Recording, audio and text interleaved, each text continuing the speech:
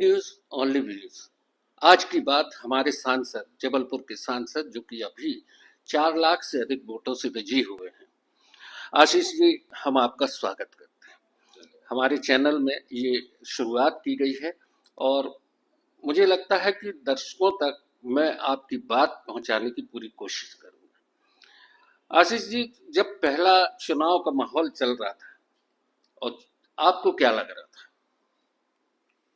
देखिए, भारतीय जनता पार्टी में चुनाव का माहौल बनता है भारतीय जनता पार्टी के कार्यकर्ता से। और आपने भी देखा होगा, इसके गवाह तो आप भी होंगे कि चुनाव में जो वातावरण था और भारतीय जनता पार्टी के कार्यकर्ताओं में जिस तरह का उत्साह था, मोदी जी को लेकर, भारतीय जनता पार्टी की सरकार को लेकर, मध्य प्रदेश को लेकर, वो हमको शुरू दिन से ही दिखने लगा था। और भारतीय जनता पार्टी में हम लोग ऐसा मानते हैं कि चुनाव हमारा कार्यकर्ता लड़ता है, प्रत्याशी सिर्फ चेहरा मात्र होता है, चुनाव हमारा कार्यकर्ता लड़ता है। और जब पूरे उत्साह उमंग से लबरेज कार्यकर्ता जब बाहर निकला तो निश्चित रूप से वातावरण भारतीय जनता पार्टी के पक्ष में दिख रहा था। निस्संदेह कार्यकर्ताओं की मेहनत और उनके जो सक्रियता है उसके परिणाम होते हैं कि एक प्रत्याशी की विजय होती है। आशीष जी, एक और बात आती है कि 1 महीने के लगभग हो चुका है चुनाव के परिणाम आने के। पहली बार आप जब संसद में पहुंचे तो क्या कुछ लग रहा था आपके दिल में कि जबलपुर को लेके आपके भीतर कितना कुछ घट रहा था? ये बिल्कुल आप सही कह रहे हैं कि जब संसद के अंदर पहला कदम रखा तो दिलो दिमाग में सिर्फ जबलपुर छाया हुआ था कि यहाँ आकर मुझे जबलपुर के हित में आवाज़ उठाना है, जबलपुर का जितना भी हित कर सकता हूँ, जबलपुर के विकास को लेकर केंद्र बिंदु में सिर्फ और मन मस्तिष्क में सिर्फ और सिर्फ जबलपुर था। और उसी एक आपका विजन चुनाव के समय में जारी हुआ था, उसमें अभी शुरुआत हुई है कि अभी केवल उस विजन पे विचार हो रहा है? नहीं, विचार नहीं, उस पर शुरुआत हो चुकी है, लेकिन थोड़ा सा समय हमको लगेगा। और अभी तो हमको आपके साथ भी बैठना है, आप लोगों का भी हमको उसमें बैठकर हम चर्चा करेंगे, आप लोगों की भी राय लेंगे।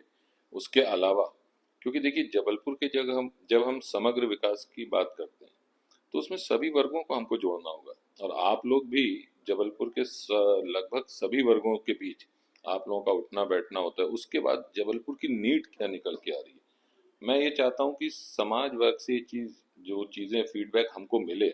मैंने तो अपना विजन दिया, पार्टी का अपना विजन है, लेकिन उसके अलावा भी मैं चाहता हूँ जनता जनार्दन के बीच से समाज के जितने भी हमारे लोग हैं उसके तरफ से चीज़ें निकल कर आना चाहिए। और उसको फिर हम सब बैठ कर कैसे आगे बढ़ाने का काम करेंगे, समग्र विकास की अवधारणा को नीचे उतारने का प्रयास करेंगे। एक और बात आती है, संसद का पहला सत्र हो चुका।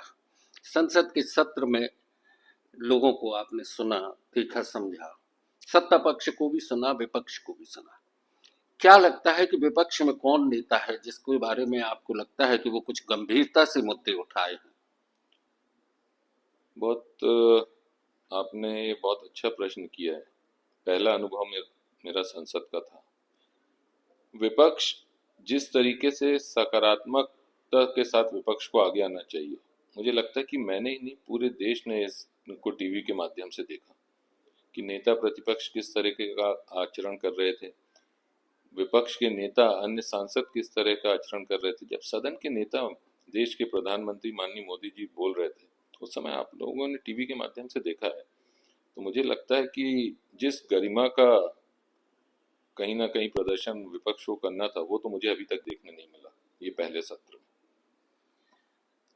जैसा कि होता है कि संसद में विपक्ष जो हरकत, जिस तरीके के हंगामे, जिस तरह के मुद्दे, उससे संसद की कार्यवाही कुछ न कुछ प्रभावित होती है और जो विषय हैं उनसे कहीं न कहीं दूर हो जाते हैं।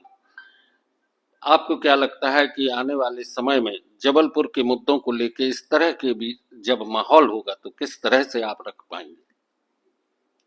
देखिए, विपक्ष में सकारात्मकता नहीं है यह मैंने आपको बताया, लेकिन सरकार अपना काम करेगी। जबलपुर से जुड़े मुद्दे को आपके सांसद होने के नाते मैं पूरी ताकत के साथ वहां पर रखूंगा, उसमें कहीं कोई कमी और कोताही नहीं होगी।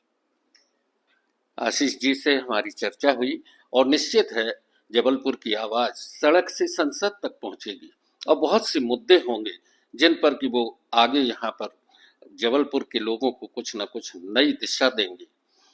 बहुत सारी बातें हैं, बहुत सारे मुद्दे हैं। 5 साल का एक लंबा समय है। हम बार-बार कहीं न कहीं आशीष दुबे जी को पकड़ते रहेंगे, उनसे बात करते रहेंगे, उनके विचार जानते रहेंगे। No news only views. धन्यवाद।